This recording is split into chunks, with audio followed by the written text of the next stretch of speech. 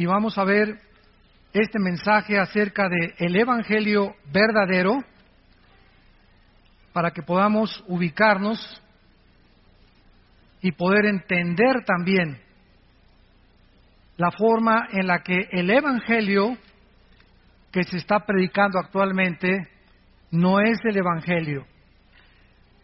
Y muchos de ustedes escuchan predicadores, falsos maestros, falsos apóstoles, a través de diferentes medios de difusión y ya no saben distinguir. Ya dentro del mismo cristianismo ya no se distingue si lo que se está predicando es el Evangelio o es el Evangelio adulterado o es el Evangelio que ya no proviene de las Sagradas Escrituras sino de invenciones humanas. En esta carta a los Gálatas, el propósito del apóstol Pablo fue precisamente vindicar el Evangelio de la gracia de Dios. Si alguna persona en este momento preguntara cuál es la diferencia entre las religiones y el cristianismo, la diferencia es que las religiones predican un evangelio de obras o de esfuerzos humanos para la salvación. En otras palabras, todas las religiones son la salvación por medio de esfuerzos humanos. Y el cristianismo predica la salvación por la gracia de Dios. ¿Ya ven la diferencia? Todas las religiones necesitan predicar que se necesita hacer algo, portarse bien, hacer buenas obras, tener ritos, bautizarse, miércoles de ceniza, cumplir con esto, cumplir con aquello. Y cuando venimos al Evangelio de la gracia de Dios, inmediatamente existe un shock, porque estamos acostumbrados a, no, yo tengo que hacer algo para poder salvarme. No es tan fácil la salvación. Necesito hacer algo para poder ser aceptado por Dios. En el tiempo de Pablo, en la carta a los Gálatas, comenzaron a infiltrarse maestros judaizantes que comenzaron a enseñar dos herejías. Una, que la persona era salva parcialmente por la fe, mas también se tenía que portar bien. Síganme con mucho cuidado. Que la persona soy salvo por la gracia, pero después de que soy salvo, necesito hacer buenas obras o mantener yo mi salvación, porque si no, pierdo mi salvación. Esto es un evangelio falso, porque el evangelio de la gracia es la salvación más nada. Hemos tenido a Cristo y de ahí en adelante las buenas obras no son para ganarnos el favor de Dios. No son para poder tratar de alcanzarlas, porque ya estamos salvados, ya hemos sido aceptados por Dios. Las buenas obras son el resultado, el fruto, el producto de que verdaderamente somos salvos. Porque la fe sin obras está muerta. Pero yo no puedo decir, es que si hago alguna obra mala o algún pecado después de que me convertí, puedo perder la salvación. Y en segundo lugar, la otra herejía que se enseñaba era que una persona creía parcialmente ser salva por la fe y también parcialmente por sus esfuerzos. En otras palabras, una persona tenía que creer en Cristo, pero también bautizarse, cumplir con la circuncisión, seguir el Shabbat o el sábado, las fiestas judías, membresía de alguna iglesia, o que necesita el bautismo del Espíritu Santo, o que necesita todas estas cosas, santos de Dios, todas estas cosas estaban alterando, estaban completamente adulterando el Evangelio de la gracia de Dios.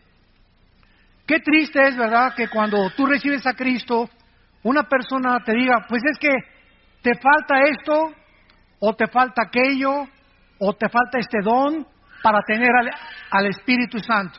Qué triste, ¿verdad?, que pueda realmente la cristiandad crecer bajo esta atmósfera y no entender realmente qué es el Evangelio de la gracia de Dios. Por supuesto que este no era el Evangelio que Pablo había predicado. El verdadero Evangelio nos enseña que la salvación es únicamente por la fe, sin ninguna obra que se le pueda añadir, porque estamos completos en Cristo. Estamos completos en Cristo, dice Colosenses 2:10. No necesito ya nada más que crecer en la gracia. Después de que te conviertas, necesitas el desarrollo de tu crecimiento y se llama la santificación. Cuando nos convertimos fuimos justificados por la fe. Romanos 5:1. Dios te declara justo aunque no lo seas. Te acredita la justicia gracias al sacrificio de su Hijo en la cruz. Esto se llama la justificación. Número 2, ya que hemos sido justificados por la fe o salvados, viene la santificación. Dice 1 Pedro 1, sean santos, porque yo soy santo. O sea, somos santos ante los ojos de Dios. Ahora dice Dios, vive con el carácter que es de Dios, que es la santidad. Ahora vive una vida diferente y apartada del pecado, lucha contra el pecado, guerrea contra el pecado, porque vamos a vivir toda la vida hasta que Cristo venga en una guerra mortal contra el pecado. Entonces la justificación nos justifica y ante Dios no somos jamás culpables. Cristo murió por los pecados pasados, presentes y futuros. Y si alguien dice, bueno, si no pierdo la salvación o Cristo pagó por todos mis pecados, puedo vivir como yo quiera. Espérame tantito.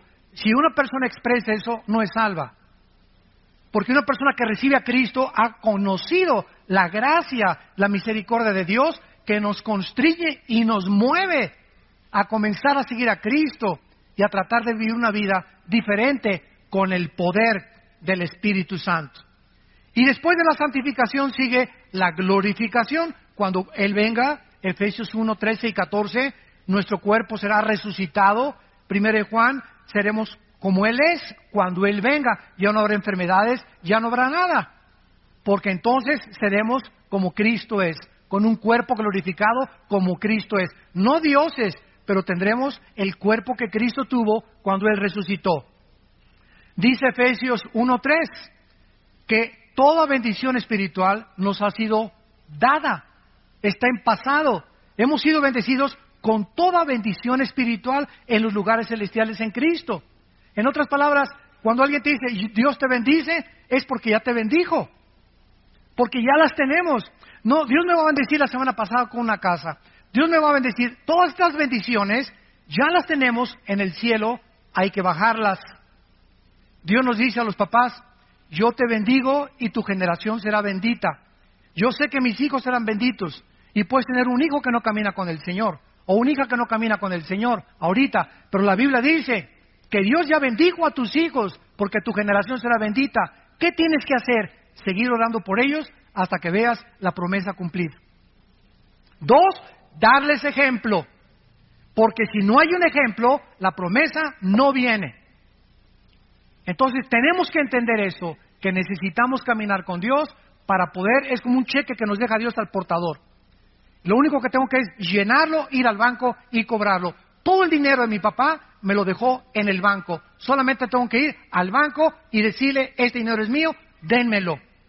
Todas las bendiciones están en el cielo y a Dios nos las dejó en el banco celestial. Ahora tenemos que bajarlas, pero está estipulado en el testamento que Cristo hizo, ¿verdad?, que estas bendiciones son apropiadas por medio de la fe. No se puede merecer la salvación, no se puede ganar la salvación, somos salvados por la gracia y por el sacrificio de Jesucristo. Pablo visita en su primer viaje misionero a la iglesia de Galacia, Hechos capítulo 18, 22 y 23, y le fue prohibido por el Espíritu Santo predicar en Galacia. Era una región que se encuentra actualmente en el Asia Menor. Y esta carta a los Gálatas se considera teológicamente como la carta magna de la iglesia, porque Dios ha usado este mensaje para sacudir al mundo en varios, o tal vez en casi todos, los avivamientos del pasado. El gran despertamiento espiritual de la Reforma, cuando Martín Lutero leyó la carta a los Gálatas, incendió su corazón y entendió que la salvación es únicamente por la gracia de Dios. Cuando Juan Wesley, que creía que se perdía la salvación, leyó la carta a los Gálatas, pudo tener paz en su vida cuando escuchó un sermón basado en esta carta a los Gálatas. Vamos pues a comenzar a ver esta maravillosa carta y analizarla y darnos cuenta de qué forma el evangelio equivocado estaba infiltrando esta iglesia. Dice el versículo 6 al versículo 9. Capítulo 1 de Gálatas, del 6 al 9. Dice el apóstol Pablo: estoy maravillado, sorprendido, estaba asombrado Pablo, que tan pronto se hayan alejado, santos de Dios. Qué fácil es alejarnos de la gracia de Dios por la influencia de falsos maestros, cuando no tenemos la responsabilidad de discipularnos y estudiar la Biblia entre semana. Se sorprende Pablo que esta iglesia que fundó, así en cuanto se fue Pablo, entraron los lobos, rapaces, judaizantes a la iglesia a comenzar a adulterar, a agregarle algo a la obra perfecta de Cristo en la cruz. Estoy maravillado de que tan pronto se hayan alejado del que los llamó por la gracia de Cristo, para seguir un evangelio diferente, o sea, de otra clase. Pablo dice, esto no es lo que yo les prediqué. Ustedes están siguiendo otro camino equivocado. Este no es el evangelio de la gracia de Cristo. No que haya otro, dice Pablo, porque es el evangelio de Cristo, el de la gracia, sino que hay algunos que los perturban y quieren pervertir el evangelio de Cristo. Pero si aún nosotros, Pablo se considera a sí mismo que si él mismo el año que entra regresara y les predicara otra cosa que los que le predicó el antepasado, que no lo creyeran.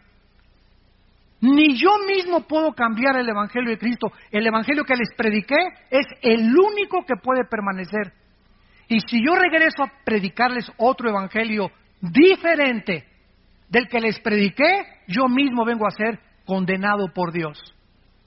O si un ángel, dice Pablo, y llega un ángel en la noche y te sacude los pies y te dice, pues este es el evangelio, dice Dios esto y esto y el otro, y lo que te anuncie el ángel o el marciano o el extraterrestre o la aparición o el misticismo o lo que haya sido, cualquier cosa sobrenatural que contradiga el evangelio de la gracia de Cristo, es un perverso, es un falso profeta, es un falso maestro, es un falso apóstol.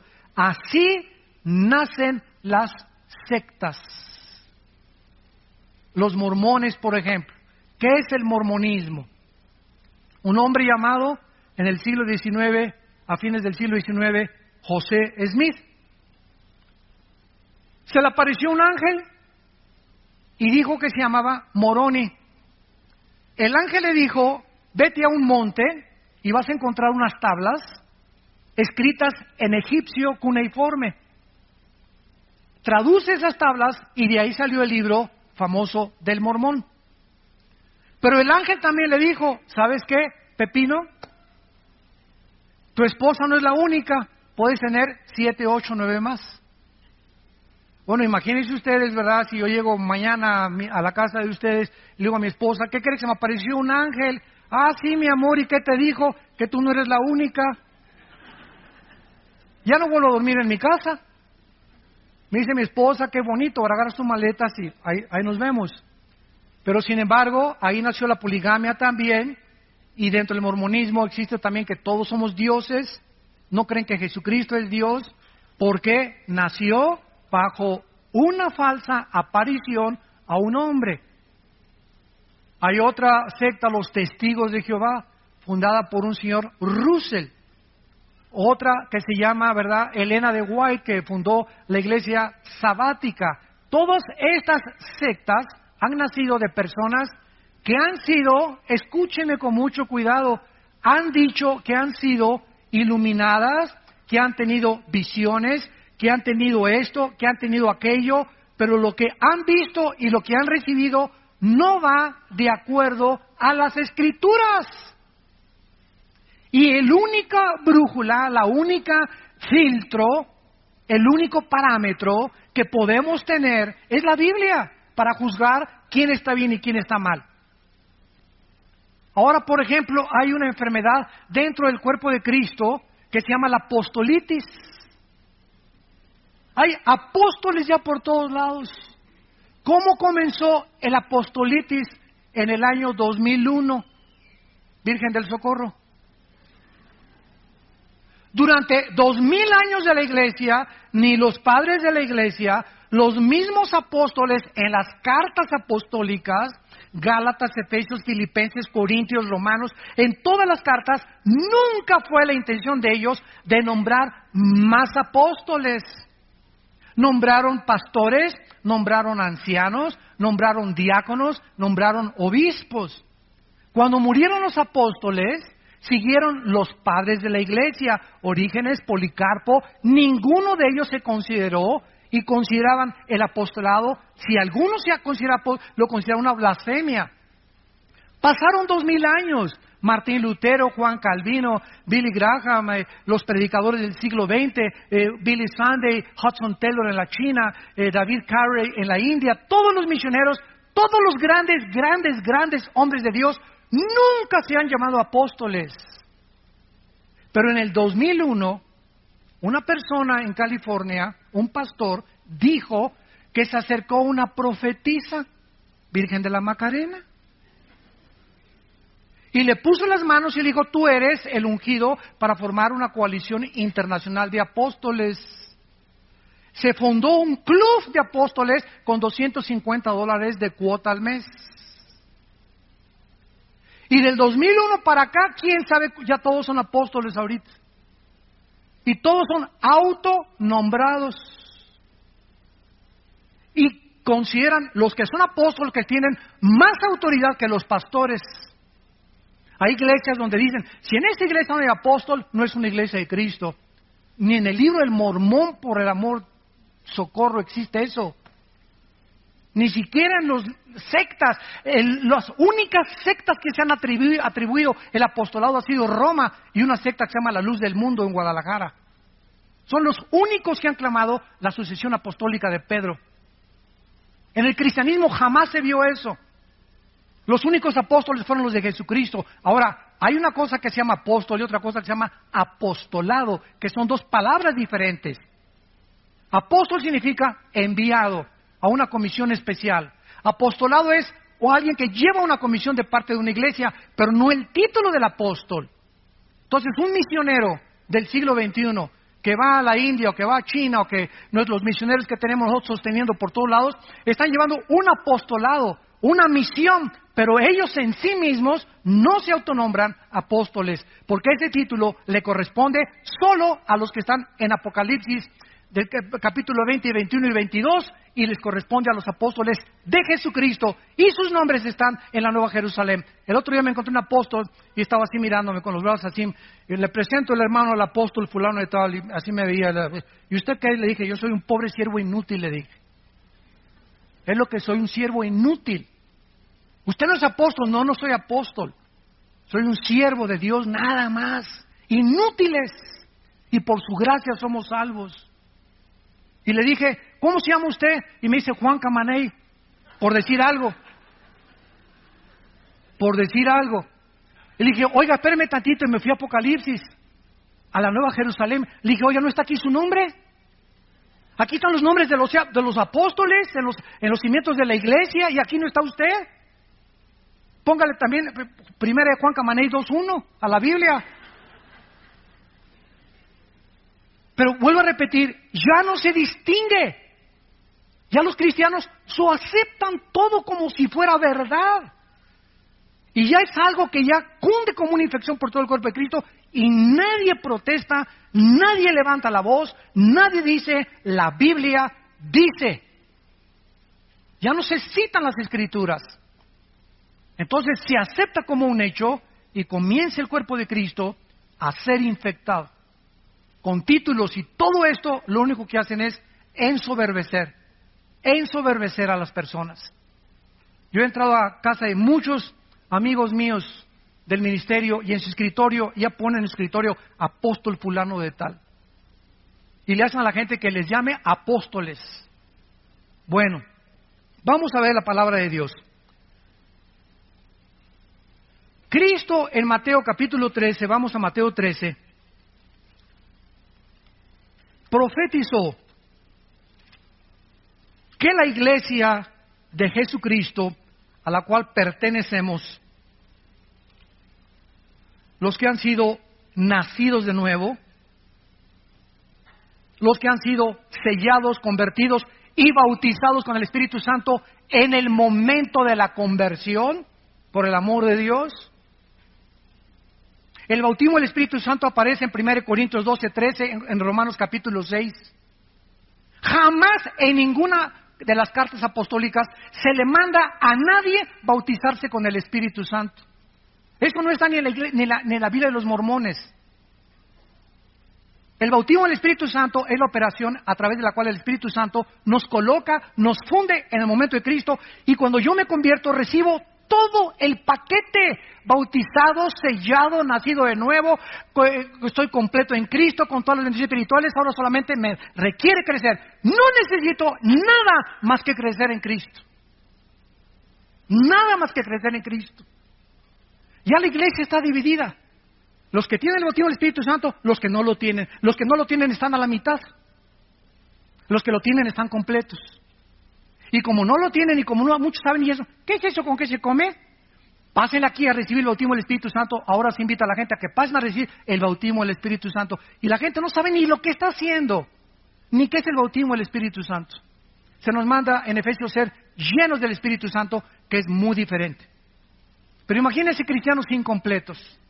A ver, esta fila son los que ya nacieron de nuevo, ya fueron sellados con el Espíritu Santo, ya pertenecen al reino de Dios, pero no tienen el bautismo del Espíritu Santo. Y estos son los que tienen el Espíritu Santo porque hablan en lenguas. Porque cayeron al suelo y se revolcaron como pepita en comal en el suelo cuando se cayeron. Entonces, la iglesia ya está dividida. Los que lo tienen, los que no lo tienen. Los que no lo tienen están incompletos. Les falta algo. Espérame tantito, esto es una herejía. No nos falta nada. Estamos completos, Colosenses 2:10 en Cristo. Dice en 2 de Pedro capítulo 1, todas las cosas que pertenecen a la vida de la piedad, versículo 3 en adelante, todas las cosas que pertenecen a la vida de la piedad nos han sido dadas, pasado. O sea, todo lo que pertenece a la vida cristiana ya nos dio el paquete cuando me convertí a Cristo, como un niño cuando nace. No, le falta el oído, le falta el olfato. Mira, el niño nació completito, está entero el bebé, tiene pulmones, tiene oído, tiene ojos, pero le falta crecer, desarrollarlos, pero no le falta nada porque sería un fenómeno, sería hijo de los marcianos. Entonces, cuando nacemos de nuevo, nacemos completitos, no nos falta nada. Tenemos todo lo que Dios nos ha querido dar. Los dones me los dio Dios. No llega alguien y me pone las manos y me da los dones. Ya recibí el paquete, ahora tengo que descubrir cuáles son mis dones. Hitler dijo esto: cuando una mentira se predica 100 años, se acaba aceptando como una verdad. Y se ha predicado tanto y tanto desde los 80s. Desde los 80s. Esto antes de los 70s no existía. Desde los 80s comenzó a predicarse. Te falta algo, necesitas hacer esto, necesitas por aquel lado, necesitas bautizarse. Si no te has bautizado, Cristo no te acepta. Si no hablas en lenguas, no tienes el Espíritu Santo. Si no tienes el bautismo del Espíritu Santo, no puedes hablar en lenguas. Si no hablas en lenguas, no puedes tener la unción. Te falta algo, te falta algo, te falta algo. No nos falta nada en Cristo, porque su obra fue perfecta en la cruz. Y cuando Él muere nos dio todo absolutamente.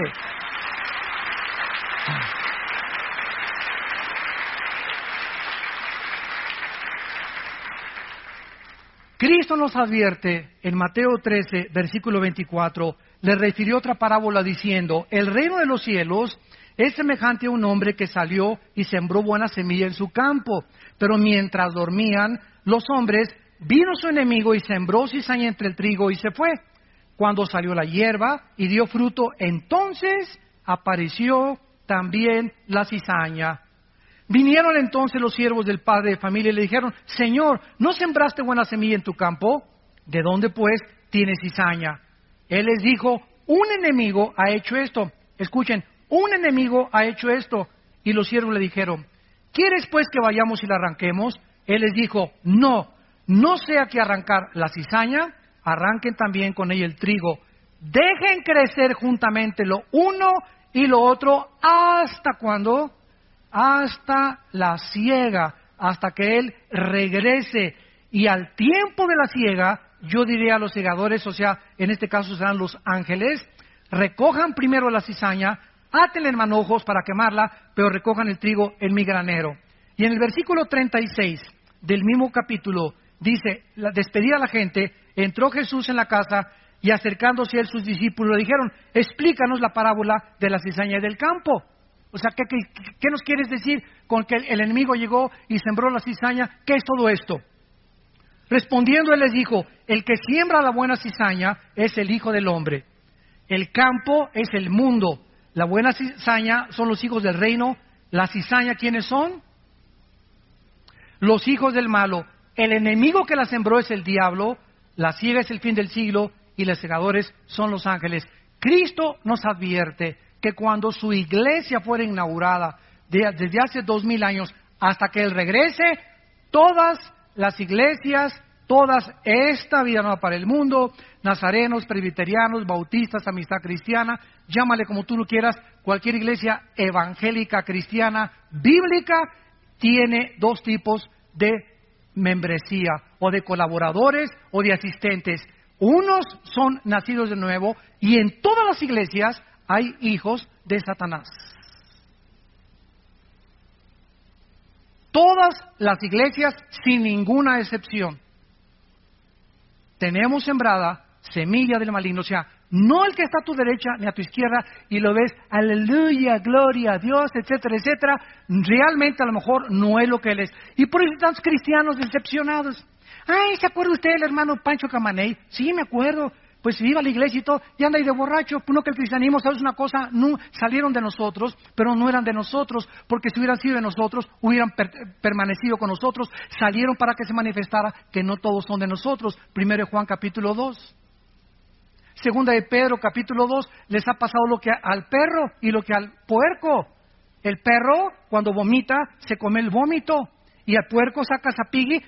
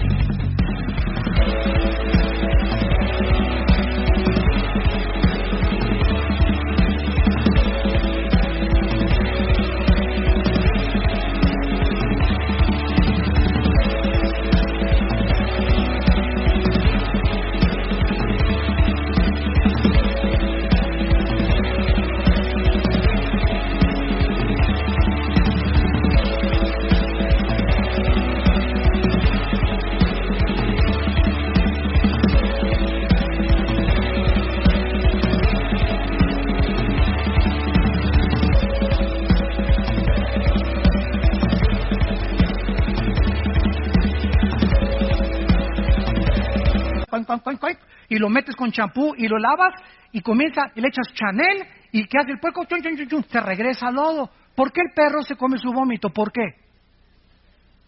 Pues porque es perro. Por el amor de Dios, no es gato, ni tigre, ni jirafa. Es su naturaleza. ¿Por qué el puerquito, aunque lo laves y le eches Chanel, le gusta el lodo? Porque es la naturaleza de los puerquitos. ¿Qué está diciendo el apóstol Pedro? Que esas personas que regresan ahí, su naturaleza nunca fue cambiada. Por eso regresaron al lodo. Nunca fueron, no perdieron la salvación, nunca estuvieron con nosotros como Judas. Judas desayunó, comió, cenó, viajó con Cristo y Judas nunca fue salvo. Lo dice Juan 13, Juan 17. que era hijo del maligno, era el hijo de perdición, el hijo de pecado. Nunca Judas tuvo la salvación, jamás la perdió porque nunca la tuvo. Cristo oró claramente por sus discípulos, jamás oró por Judas, porque sabía que era hijo del maligno, era la cizaña. Y si Cristo tuvo una cizaña en el grupo que lo siguió, imagínense las demás iglesias. Entonces, no te decepciones por aquellos cristianos que hacen faltas, que caen al suelo. Ahora bien, es muy importante esto. Esto no significa que un cristiano nunca va a caer, pero sí significa que si cayó, de las orejas lo regresa Cristo al rebaño.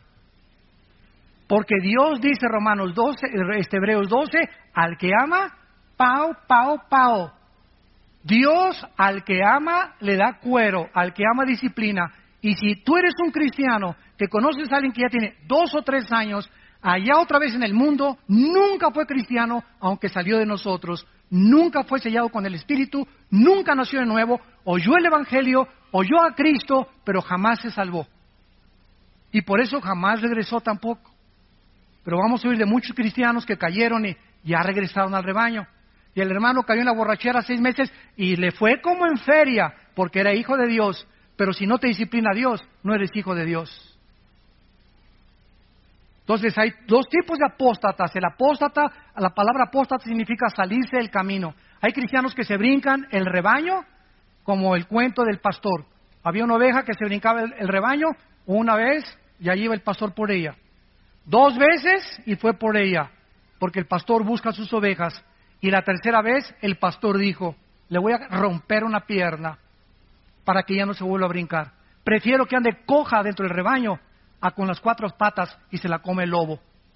Entonces, muchas veces Dios tiene a muchos cristianos que meterlos bajo una disciplina física, que te suceda un accidente tremendo, que pierdas un ojo, que pierdas una pierna, un ataque al corazón, alguna enfermedad, que pierdas el trabajo, una crisis moral, para que te haga reaccionar que no podemos hacer nada sin Él. Somos tercos, tercos, tercos de corazón. Pero como somos hijos, Dios dice, nunca te dejaré ni te desampararé. Pero mientras no entiendas, te va a ir como en feria en tu vida. No vas a tener paz, las cosas no te van a salir como tú quieres, no vas a progresar. ¿Por qué?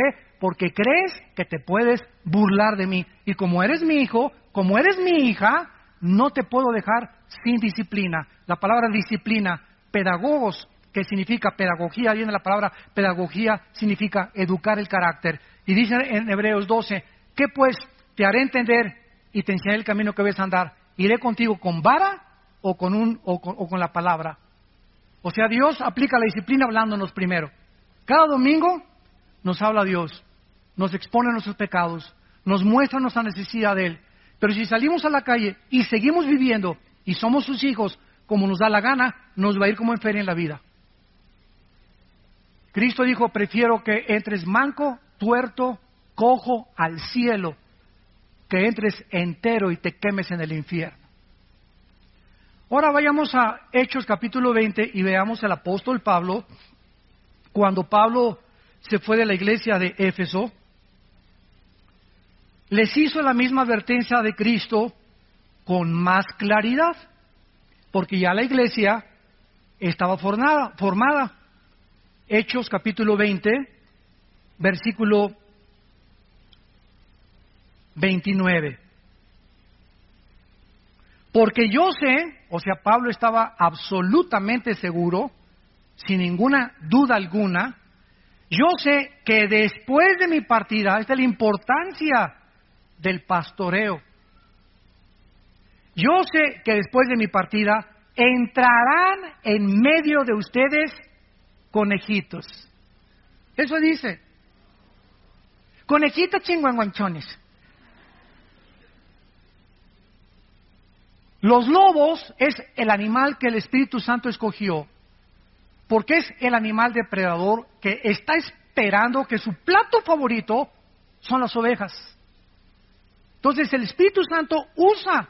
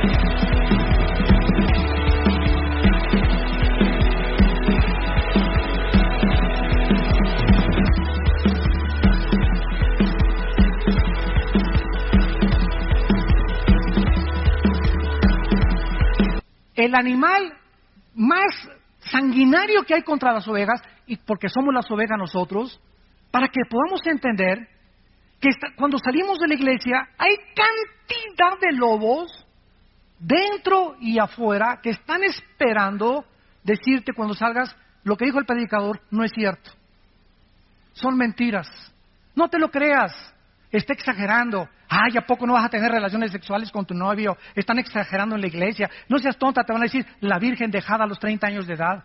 Ya se te pasó el camión y ya no te has subido a ninguno. Va a haber cantidad de personas disfrazadas con ángeles de luz, que son lobos rapaces. Y dice Pablo, van a entrar al rebaño hombres, lobos rapaces, que no perdonarán el rebaño. Y de ustedes mismos, o sea, aquí están los enemigos. Los más grandes enemigos del cristianismo están mezclados con los verdaderos cristianos. ¿Por qué la forma de hacer más daño al enemigo? Cuando el enemigo en la Segunda Guerra Mundial mandó personas a Rusia, cuando los alemanes mandaron espías a Rusia, o cuando Estados Unidos mandó espías a Alemania, iban disfrazados de alemanes, infiltrados en las filas de los nazis, para que pudieran detectar lo que decían y transmitírselo a Estados Unidos. Los espías son las personas más preparadas de cualquier nación. Y así es exactamente en el mundo espiritual, es exactamente lo mismo. Van a entrar hombres perversos que hablen cosas perversas para arrastrar a los discípulos fuera del rebaño. Vamos a 1 de Pedro ahora, capítulo 2.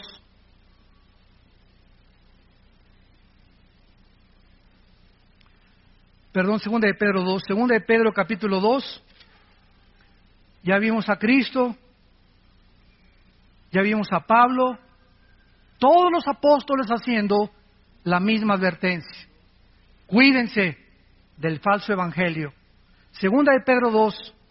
Pero hubo también falsos profetas, como habrá entre ustedes falsos maestros. Se nos está advirtiendo, no se desilusionen, no se decepcionen. Ay, todos una bola de hipócritas. Ay, este y el otro. Y no he visto un cristiano así porque tienes tus ojos en los hombres. Los hombres te fallaron y te van a seguir fallando. No hay ningún Dios entre los hombres más que Cristo.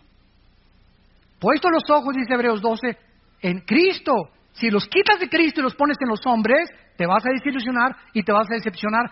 Y si te caes del caballo y te fuiste de la iglesia y no regresaste a la iglesia, disque, con tu front, ¿verdad? Con tu apariencia, no es que pura hipocresía, no es verdad, etcétera, etcétera, es porque nunca fuiste salvo. Ni siquiera te ha disciplinado Dios, es más, hasta te va mejor. Hay gente que se sale de la iglesia y hasta le va mejor. Y ya que quieren lo que quieren, y ya que quieren ese dinero, y ya que quieren el homosexualismo, y ya que quieren tantas mujeres, y ya que quieren el sexo, y se salen y la parranda y la borrachera y las drogas, ya que alcanzan eso, entonces Dios viene y mete el hacha a sus vidas. Para darte cuenta qué locura fue haber abandonado a Dios. Va a haber entre ustedes que dice falsos maestros que introducirán, pero miren cómo entran, por amor de Dios, vean, encubiertamente. Cuando un predicador predica una herejía, la maquilla que parezca bonita, la disfraza para que parezca bonita y parezca que es la verdad. Yo puedo leer una revista, por ejemplo, de los Testigos de Jehová, que se llama La Torre del Vigía, y encuentro que el 80% de lo que esa revista dice es verdad, es la Biblia, y el otro 20%, cuidado, ahí está la lombriz de Satanás en la manzana escondida. Predican cosas que son verdad y las mezclan, las cubren con la verdad para que no te des cuenta que ahí va el gusano escondido. Como dijo un predicador, toda manzana del diablo tiene un gusano escondido. Estos falsos maestros van a introducir herejías destructoras, porque las mentiras de Satanás destruyen el alma, te quitan la paz, te llenan de culpa, te llenan de amargura, te llenan de rencor, te llenan de odio. que es la antítesis del fruto del Espíritu Santo. Un cristiano que se sale del rebaño, un cristiano que predica herejías o que oye herejías, es un cristiano rencoroso, amargado, decepcionado, desilusionado, y comienza a tomar y comienza a hacer estas cosas. ¿Por qué? Porque no tuvo la salvación. Y si la tuvo, no tarde en que el Señor le dé, pero le dé duro. Y muchos seguirán sus disoluciones, por causa de los cuales el camino de la verdad será blasfemado. Ahí está la razón. Tú métete en internet.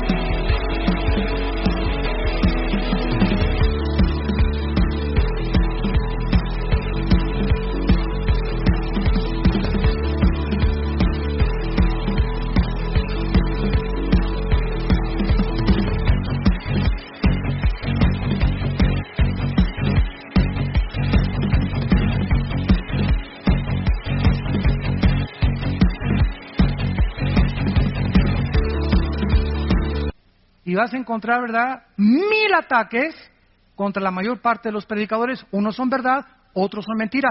¿Tienes tú la capacidad de distinguir quién es quién? ¿Tienes tú la capacidad de juzgar que lo que se dice ese predicador es verdad? ¿O tienes la capacidad para juzgar que lo que se dice ese predicador es mentira, que son calumnias del infierno? Pero te metes a internet y comienzas a llenar tu mente de puro veneno y de pura cochinada, sin tener el discernimiento ni la madurez para juzgar. ¿Y qué pasa? Te decepcionas.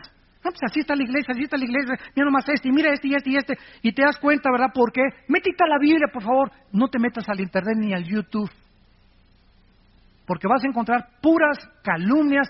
Vuelvo a repetir, unas son verdad, otras no son verdad. Pero si no eres maduro, te va a hacer mucho daño, porque te va a confundir y no vas a saber ni siquiera ya qué es verdad y qué es mentira. Será la vieja del otro día. Y miren lo que dice el versículo 3. Y por avaricia, esto ha entrado, ¿verdad?, tremendamente. Por avaricia harán mercadería de vosotros con palabras fingidas. Les vendo un pañuelo ungido con aceite de Jerusalén. Y a mí, ¿qué me importa que sea de Zapotlán, Los Altos, o de Xonacatlán, o del río Lerma, o de Jerusalén? El aceite del Antiguo Testamento era un símbolo del Espíritu Santo. El aceite de Jerusalén no es mágico, ni es una cosa que me va a hechizar. Es aceite de Jerusalén, y el aceite de olivo es igual ahorita, porque ya no tiene ningún significado en el Nuevo Testamento. Voy a ungir mi casa con aceite. ¿De dónde sacaste esto? Ni en el libro del Mormón existe eso. Me voy a ungir aquí para que pueda... La unción es del Santo, 1 Juan 2, y ya la tenemos. La unción es el Espíritu Santo. Ya no hay aceite que nos unja. El aceite fue usado en el Antiguo Testamento por los sacerdotes, para ungir a los sacerdotes, para ungir el mobiliario del tabernáculo, y dejó ya de tener ese simbolismo. Ya en el Nuevo Testamento tiene otro. La única vez que se usa es Santiago, donde dice que los líderes de la iglesia unjan con aceite a los enfermos. Los líderes, los pastores de una iglesia, nada más. No dicen que unjas a tu perro, ni tu casa, ni tu baño, ni tu excusado tampoco. Entonces, ¿de dónde hemos sacado tantas cosas? Le vendo un pañuelo ungido. ¿Ungido por quién? Es que un pastor oró y ahí tiene la unción. Ahí está su mano en el pañuelo. Y lo pone usted en el cojín y se le va a quitar el dolor de cabeza, hermano.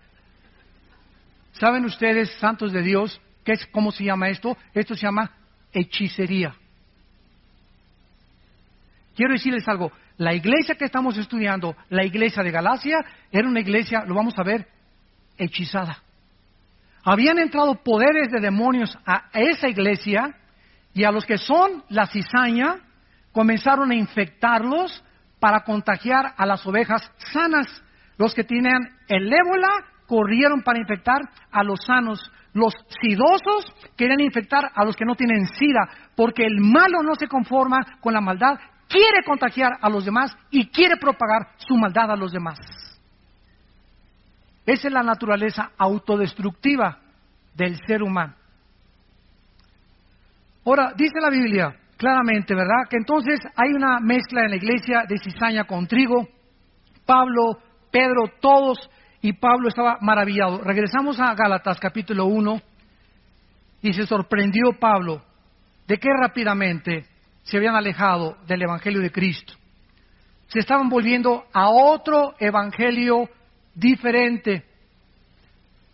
Querían perturbar a los cristianos, quitarles la paz, agitarlos para corromper. La palabra pervertir significa corromper, echar a perder el evangelio de la gracia de Dios. ¿Y de qué manera Pablo condena a estos falsos maestros? Versículo 8 y 9. Mas si nosotros somos un ángel del cielo, les anuncia otro evangelio diferente del que les hemos anunciado esta mañana. Tienes que haber aprendido, para yo sentirme satisfecho que te he comunicado la verdad, de saber que cuando tú recibes a Cristo, recibiste todo el paquete completo. Por gracia, no hay nada después de Cristo, ni antes de Cristo, que hayamos ganado o que no lo hayamos merecido. Todo es por la gracia de Dios. Cuando recibo a Cristo, nazco de nuevo, me convierto, mi naturaleza es cambiada, tengo la naturaleza antigua, la naturaleza divina ahora de Cristo dentro de mí. Ahora soy bautizado con el Espíritu Santo, 1 Corintios 12:13, por el Espíritu fuimos todos bautizados y a todos se nos dio el mismo Espíritu. Romanos capítulo 12, que no sabéis que los que han sido bautizados en Cristo han sido bautizados en su muerte. ¿A qué bautismo se refiere Romanos 6 del 1?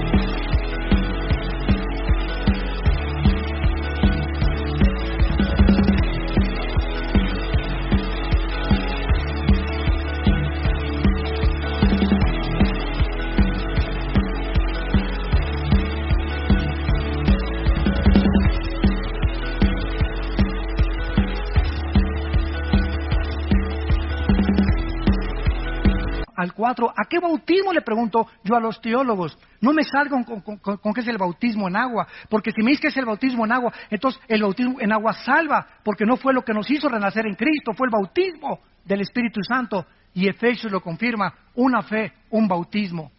Y no se refiere al bautismo en agua, porque hay muchos cristianos que van a morir sin haber sido bautizados, pasaron de panzazo y van a entrar al cielo. El bautismo solamente es una confirmación pública de algo que te sucedió internamente. Pero la Biblia habla de una sola fe, un solo bautismo. Y ese único bautismo es el bautismo con el Espíritu. Nos colocó, nos fundió, nos amalgamó, nos hizo uno con el cuerpo de Cristo. Entonces tú entiendes eso. Cualquiera que llegue y te diga, necesita hablar en lenguas, necesita el bautismo del Espíritu Santo, necesitas guardar el sábado, necesitas guardar las fiestas judías, necesitas disfrazarte de judío, necesitas aprender hebreo. Cualquier persona que llegue con estas guacas, tú puedes claramente decirle, ¿sabes una cosa? Necesito crecer nada más en Cristo. Todas las demás cosas me han sido dadas por su divino poder, mediante el conocimiento de aquel que nos llamó, de su gracia y de su suficiencia. Dice Pablo, cualquier persona que trate de predicarles otro evangelio, versículo 9, sea anatema. Esta es una de las condenaciones más grandes que existen en la Biblia. Es una de las más solemnes advertencias en todo el Nuevo Testamento ¿a quién se le da esta maldición? A los falsos maestros. ¿Por qué? Porque están engañando a millones de personas, conduciendo a miles de personas al infierno, sacándolas del camino verdadero de Cristo. ¿Y saben ustedes cuáles son los motivos de la mayor parte de estos falsos maestros? El dinero, la fama, el poder, la autoexaltación, tener miles de personas. Y ahora creemos que la persona tiene una iglesia de 20,000 personas, o se juntan 40,000 personas con una persona, es una iglesia con éxito. Ahora medimos el éxito por la cantidad de personas y no por la calidad del carácter de las ovejas de esa iglesia, que es una grande diferencia. Cuando lleguemos al cielo no me va a decir Dios, a ver Armando, ¿cuántas almas, Señor? Estoy en los récords Guinness, Más 25 millones de almas gané. Hice 50,000 iglesias, Señor. Mi iglesia tenía 10 servicios, gracias a Dios. Qué bueno, muchachito. Nada de eso es malo, ¿verdad? Bueno, muchachito, está bueno, muchachito. Pero ¿sabes una cosa? Pero tengo contra ti que has perdido tu primer amor. Hiciste muchas obras, muy buenas obras, pero solo una pregunta nos hará Jesús al entrar al cielo. Nunca nos va a preguntar las buenas obras que hicimos, porque las buenas obras que hicimos, o todo lo que alcanzamos y el éxito que logramos y doctorados y todo, estuvo bien, o sea, no estuvo mal, pero eso no es lo principal. Cristo me va a preguntar, al llegar al cielo, ¿cuánto del carácter de Cristo tienes?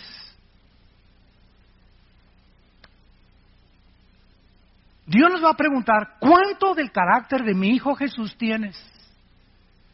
¿Fuiste manso y humilde de corazón? ¿A quién amaste? Ni a tu perro amaste. ¿Amaste a alguna mujer en tu vida sacrificialmente? ¿Amaste a algún hombre sacrificialmente?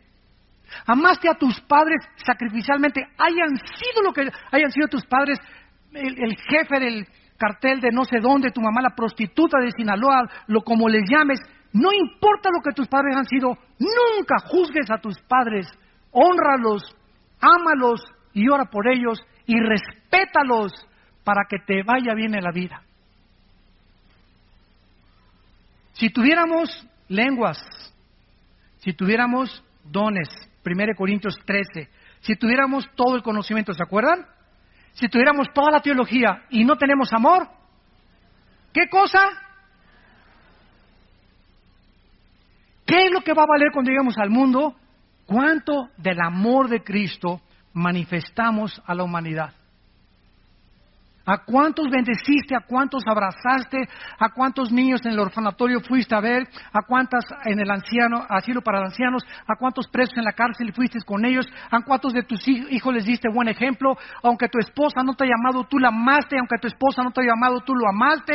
Ese es el amor de Cristo que nos manda la Biblia a tener. Ese es un cristiano. El que ama sin pedir nada a cambio. El que no juzga, el que no condena. Si quieres ver días buenos, guarda tu lengua de hablar el mal y de juzgar a nadie, para que te vaya bien en la vida. Dice en 1 Timoteo 3:6, para que termine.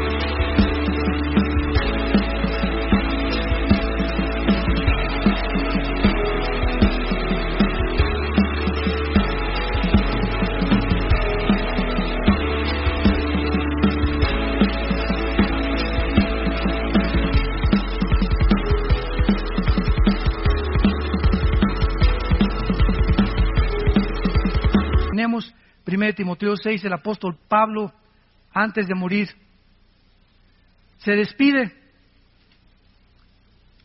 de las iglesias y su más siervo discípulo Timoteo recibe estas palabras.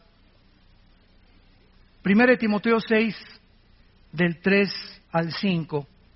Si alguno enseña otra cosa, vean ustedes el celo de los apóstoles por la sana doctrina. ¿Y sabe lo que se predica ahora? No hablemos de doctrinas porque nos vamos a dividir, cuando es el núcleo del Nuevo Testamento. Yo así me encuentro. No hablemos de doctrinas. Es como no hablemos de religión ni de política, porque no nos vamos a poner de acuerdo. Qué triste, ¿verdad? No hablemos de doctrinas, porque las doctrinas nos dicen, oye, espérame tantito. Mira, podemos ser hermanos si tú hablas en lenguas y yo no hablo en lenguas, pero no me forces que necesito hablar en lenguas para poner el motivo del Espíritu Santo. Tú puedes creer que se pierde la salvación, yo no creo que se pierda la salvación, ¿verdad? Pero tenemos el amor principalmente entre nosotros, y estas pequeñas diferencias que no son esenciales para la salvación, como la salvación por la gracia, pero si tú me dices que si no hablas en lengua no tienes el Espíritu Santo, te condeno y te tacho de hereje. Porque me estás diciendo que soy un cristiano incompleto, o sea, estás adulterando, estás agregando, estás quitándole a la Biblia, porque la Biblia dice en Colosenses 2:10 que estoy completo en Cristo. No me digas que me falta nada, estoy completo en Jesucristo. Y no tiene que haber ninguna manifestación, ni comenzarme a hacerme así, para saber que tengo el Espíritu Santo, o que alguien pase y me tumbe al suelo y me descalabre. Para demostrar que el Espíritu me ha tocado. Imagínense nada más las barbaridades. Yo les digo con todo mi corazón que si en 15 años Cristo no viene, vamos a tener un papa ya también nosotros. Ya de apóstoles van a brincar a querubines. Si alguno enseña otra cosa y no se conforma a las sanas palabras de nuestro Señor Jesucristo que están aquí en la Biblia y a la doctrina que es conforme a la piedad, está envanecido, nada sabe, delira acerca de cuestiones, contiendas de palabras, y de las cuales nacen envidias, pleitos, blasfemias, malas sospechas, disputas necias de hombres, corruptos de entendimiento,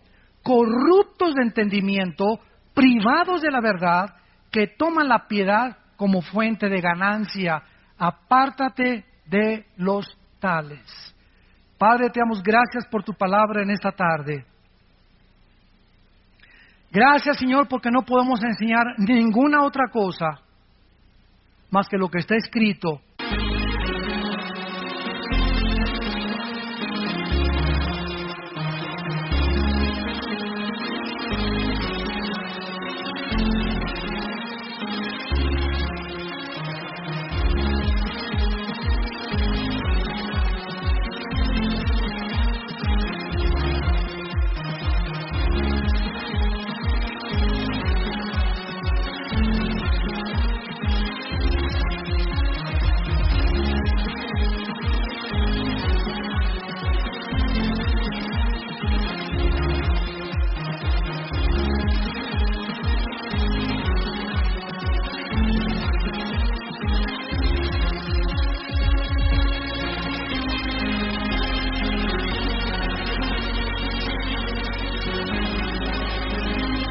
En tu palabra.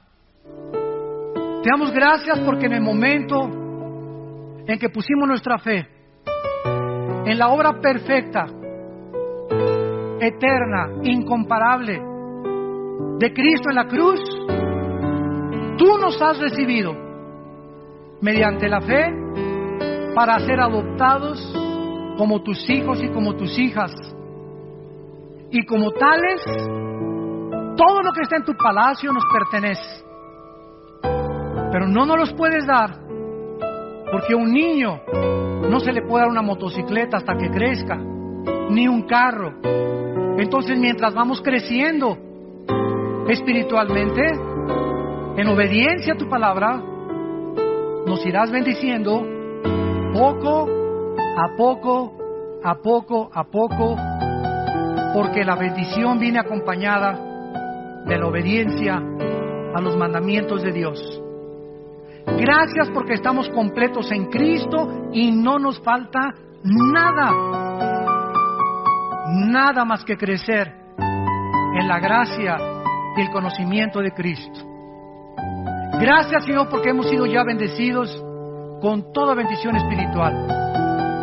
Gracias porque por la gracia, por ese favor inmerecido, podemos ir al cielo, sin ninguna obra que le podamos agregar, porque llegaremos y nos quitaremos las coronas.